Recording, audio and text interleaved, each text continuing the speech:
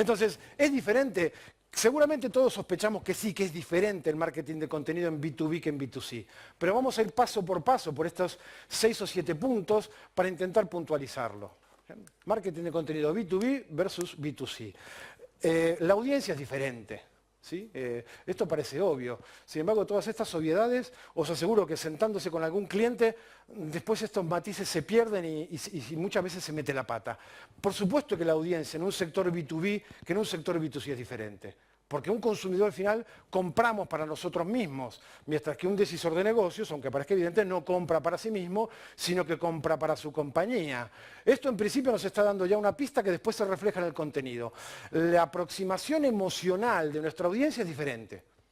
A estos señores en B2B quizás no se trata tanto de inspiración, sino mucho más de argumentación.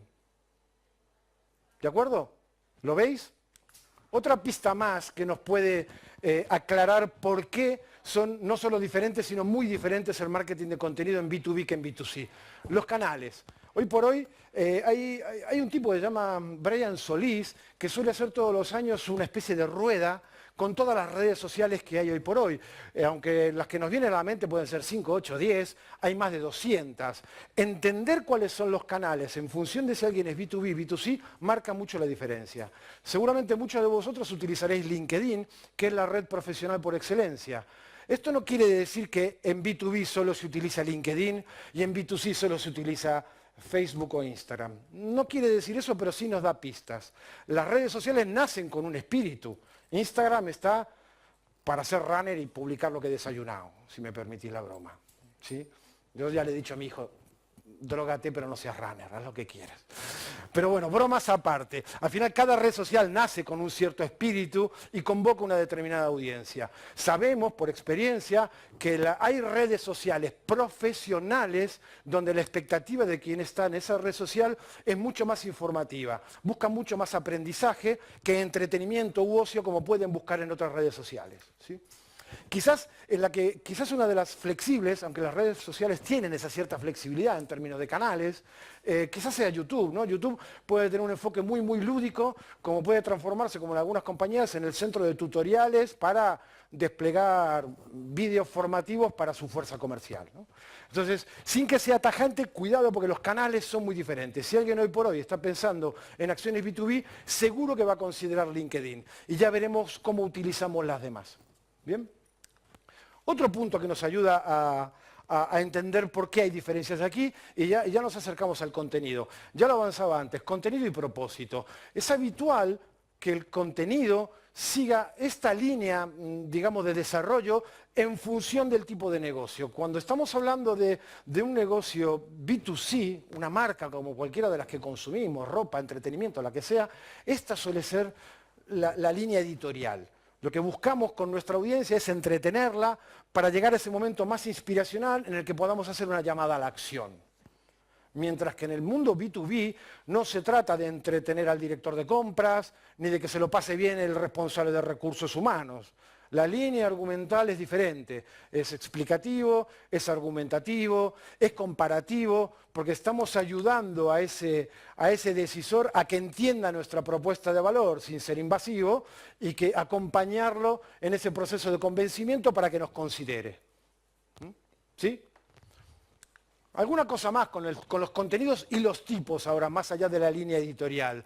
En el contenido B2B, mientras que en el contenido B2C, creo que los datos dicen que casi el 80% de la raza humana principalmente percibimos visualmente, ¿no? Después están los más auditivos y los más sensoriales. Pero en el mundo B2C es muy habitual comunicar con imágenes, ¿sí? Con mucha caducidad, pero muy entretenido, muy fresco, mientras que en B2B el texto es mucho más presente, está mucho más presente. Y de hecho hay contenidos específicos que se hacen para el mundo de B2B.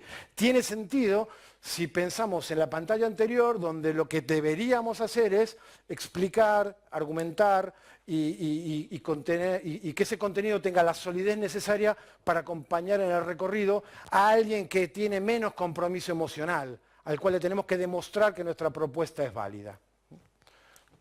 Y quizás en cuanto a formatos, el hecho de que tenga tanta presencia el texto, esto no quiere decir que no utilicemos vídeos o que no utilicemos fotografías. Sin embargo, si queremos tener una línea argumentativa sólida, seguramente necesitaremos artículos, seguramente necesitaremos entrevistas, seguramente necesitaremos white papers, seguramente necesitaremos ebooks, necesitaremos guías, necesitaremos tutoriales o un mundo de formatos de contenido donde el texto tiene mucha presencia que cumplen esa función de ayudarnos a explicar y argumentar para acercarnos en ese proceso de toma de decisión de nuestra audiencia.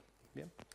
¿Algún punto más? Bueno, esto quizás es una visión bastante amplia, así es como entendemos el contenido nosotros. Esto creo que lo hemos colado porque alguna vez nos ha pasado que cuando nos preguntan por contenido, casi siempre la primera asociación que hacemos es contenido blog.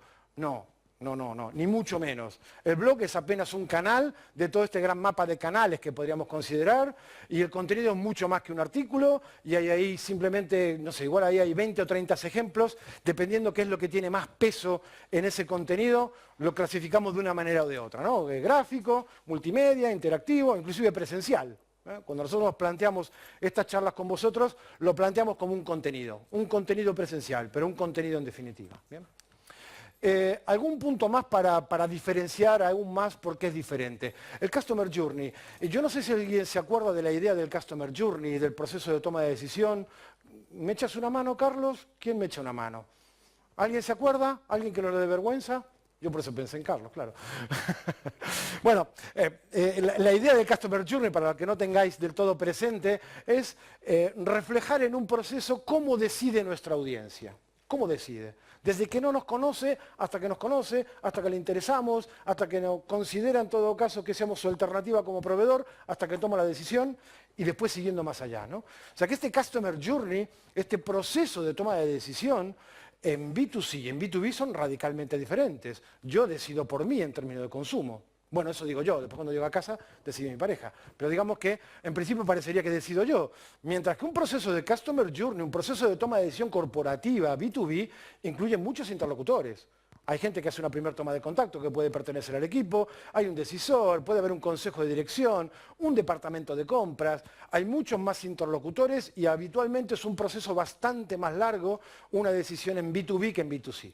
El decidir comprar una entrada para ir a un espectáculo, comprar un pantalón, puede ser de algunos días. Un proceso de toma de decisión en B2B, para los que vendáis en B2B, pueden ser semanas, meses, e inclusive años, si pensáramos en Airbus o en Boeing, por ejemplo. ¿Bien?